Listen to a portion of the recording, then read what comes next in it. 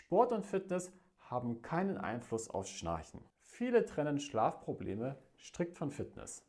Dabei gibt es eine enge Verbindung zwischen Körperfett, Muskeltonus und Atemwegsweite.